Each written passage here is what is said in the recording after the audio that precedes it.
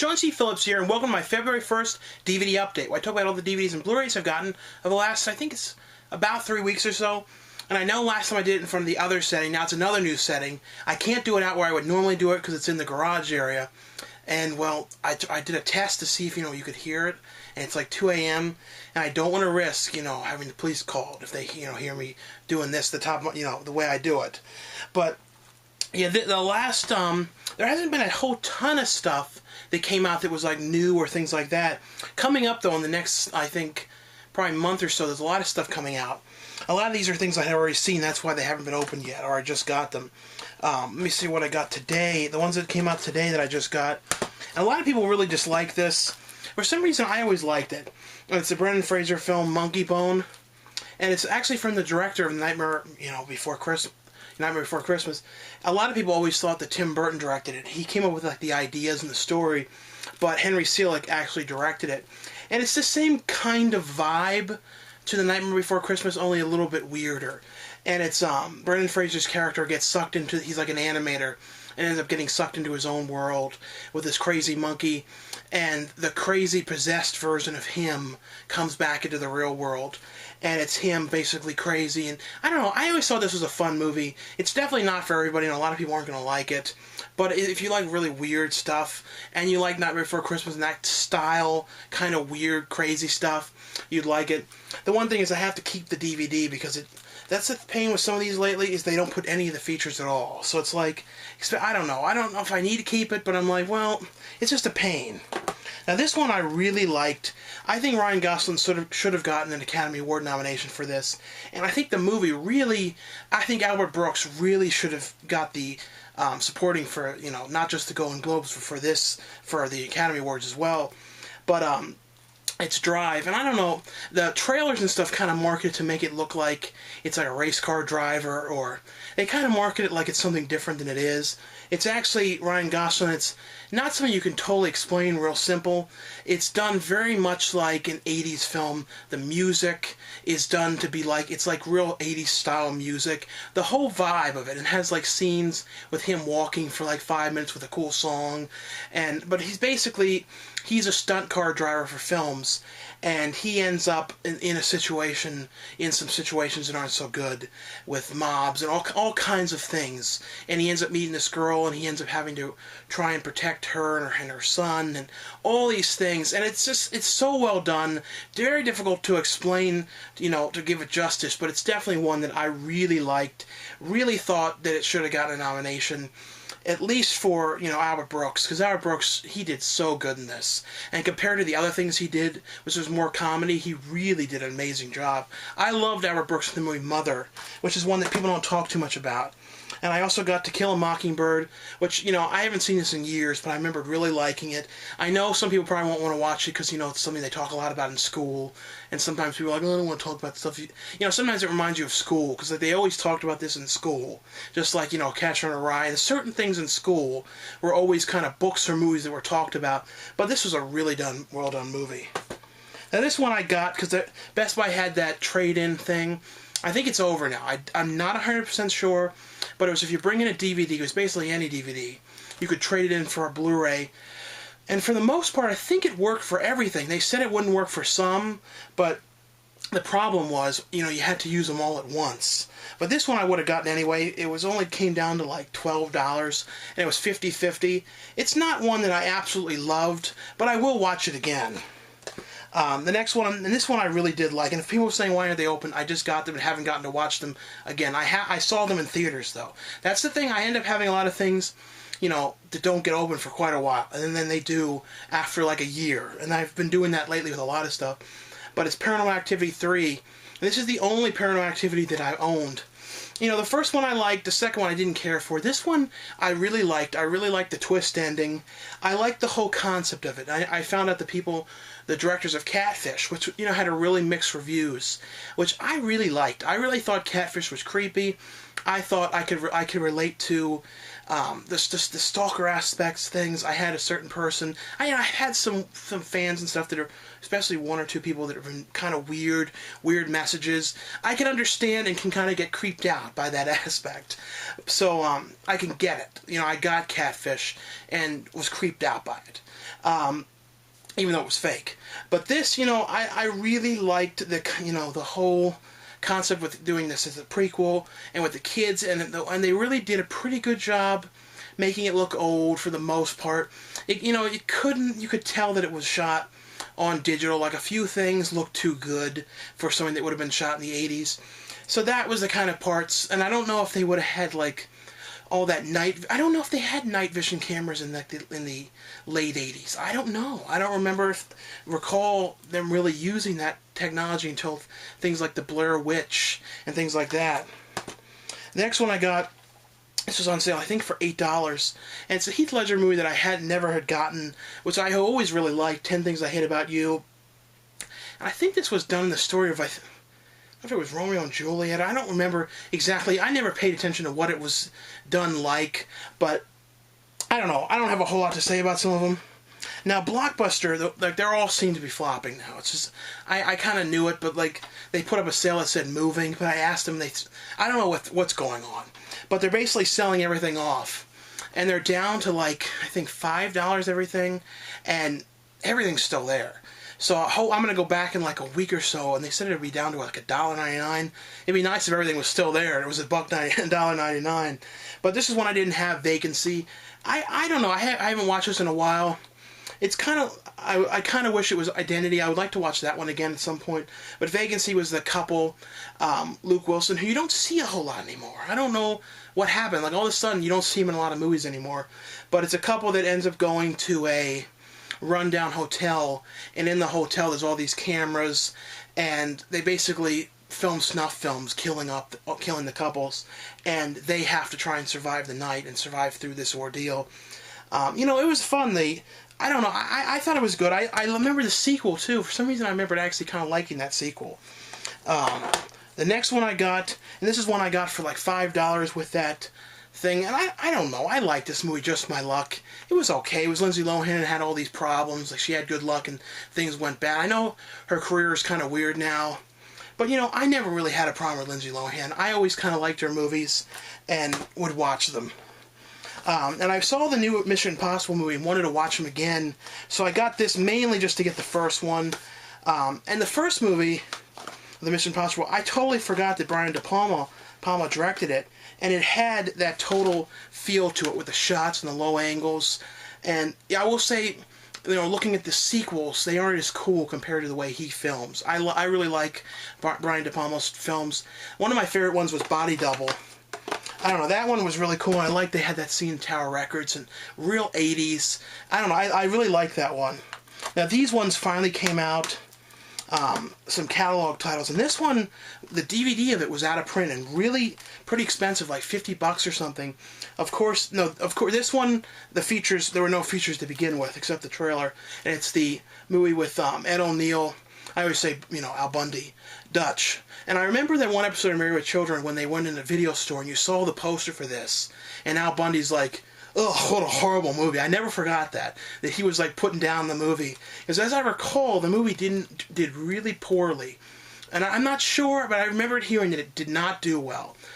But the thing is, it's a really underrated movie. John Hughes produced it. And I don't know if he wrote it too. And it's basically Al Bundy's character, Ed O'Neill's character, he basically is seeing this woman, and the woman's son is a real pain in the ass. He's in a boarding school, and the mom's like, "Oh, I'm buying your ticket so you can come home for Thanksgiving," and he's like, "No, I'm not coming home. I'm not doing that." So she sends Al Bundy, Ed O'Neill, to go to the school and pick up the kid. But all kinds of problems happen along the way.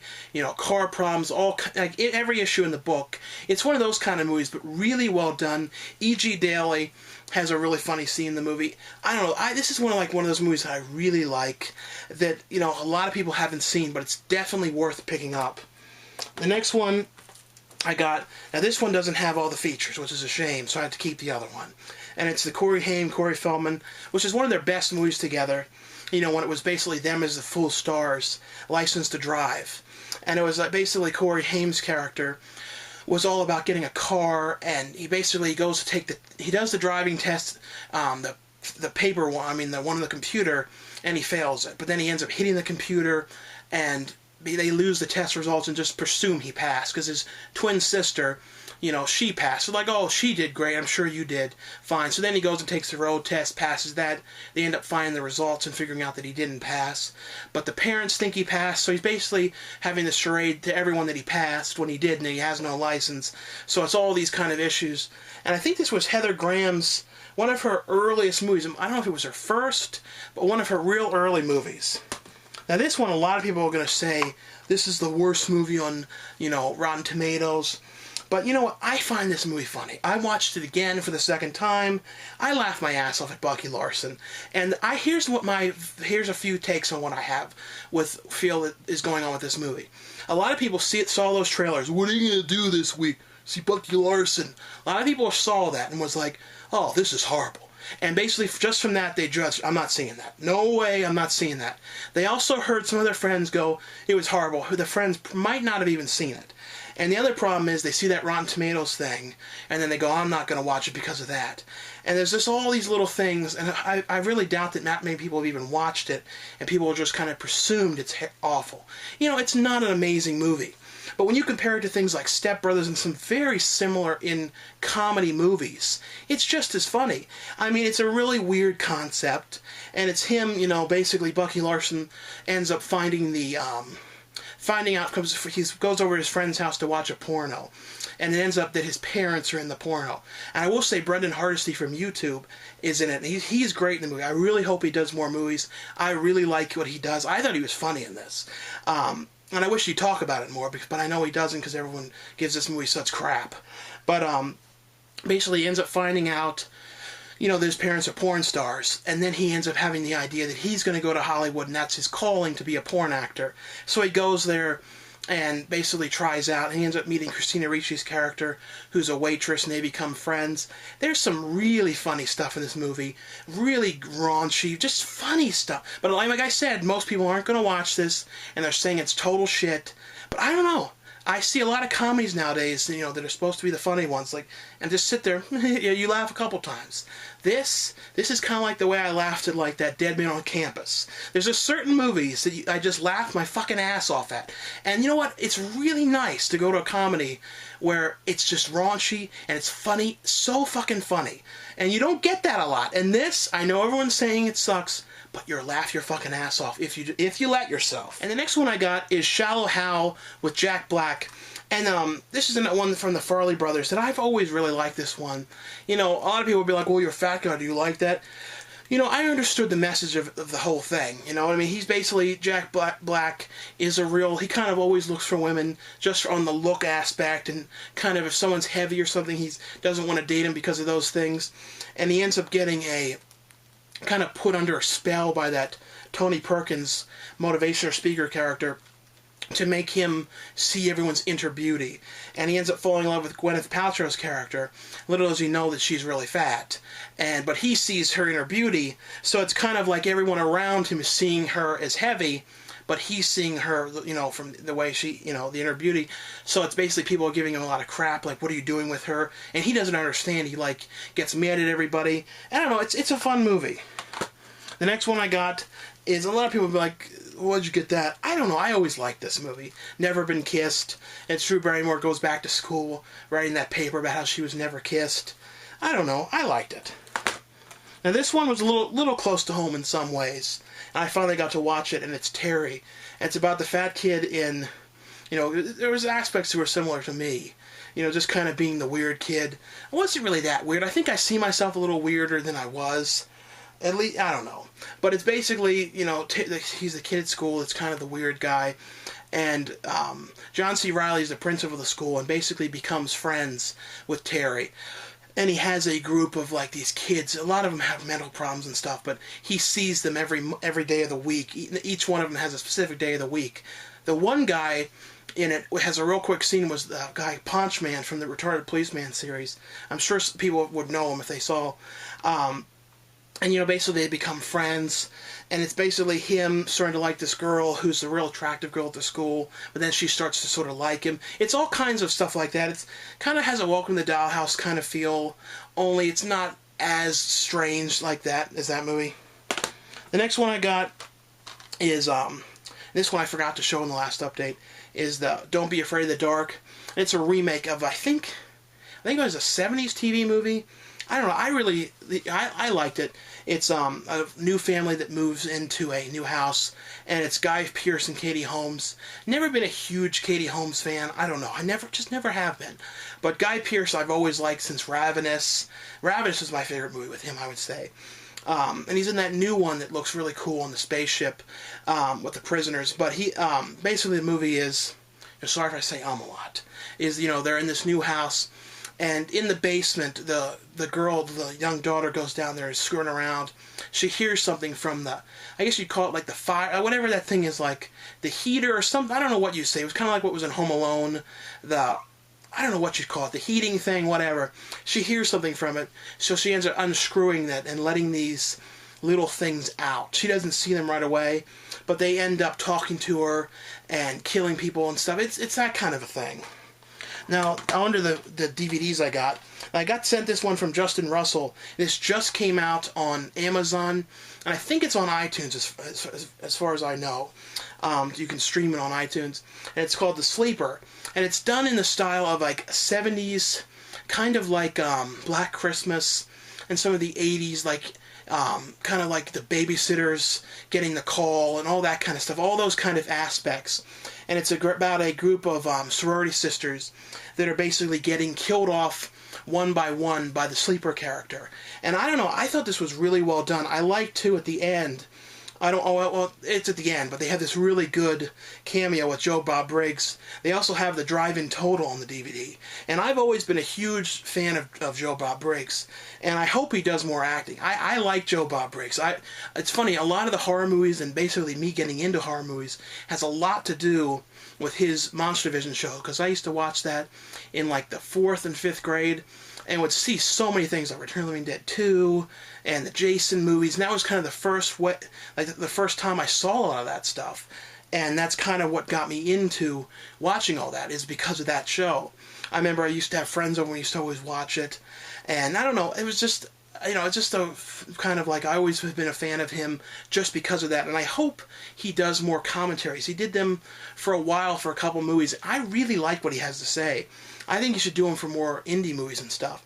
But this one is definitely worth picking up. And if you like Black Christmas and that style movie and that kind of slow burn, you know, but creepy aspect, and this really seems like, you know, that kind of a movie. Now this show I'm a huge fan of, and it's Carl Pilkington in An Idiot Abroad. And I know there's a Blu-ray of this out in England. And I don't know if it would play in the PS3, so I didn't get it. But this is the DVD that just came out in America. This is a really funny show. And it's Ricky Gervais, I think that's how you say it, his friend Carl Pilkington. And he basically sends him to all these countries and films him. And basically Carl doesn't really like doing anything. He's kind of in a bad mood all the time. And he always has these funny things to say about everything. So it's basically him going to China and having all kinds of problems with the toilet. And it's basically, he kind of reminds me of myself when I go to certain weird places. And I don't know, it's a very funny show. And I think a lot of people like it. I think it's done very well. There's a second season, which I watched and really liked that. I'm definitely going to get the DVD when it comes out in America. But this is a really funny show. And if you like travel shows, but you like want to see one that's really silly, and with somebody basically bitching and moaning about the trip the whole time, this is one to watch. Now, the last one I got is Cube 2, because I basically just wanted to, you know, see the second Cube, because somehow I watched the third one, but I'd never seen the second one. The second one was okay. Now I think I saw some of it on TV years ago, and never bought it. Now I kind of know why. But anyway, though, thanks a lot for watching. I have a lot more to talk more in detail about for the next update, because there's a lot of stuff coming out. Anyway, though, thanks a lot for watching and for subscribing. And thanks to the aficionados for the new intro you just saw at the beginning of this video. I'll see you guys later. Bye.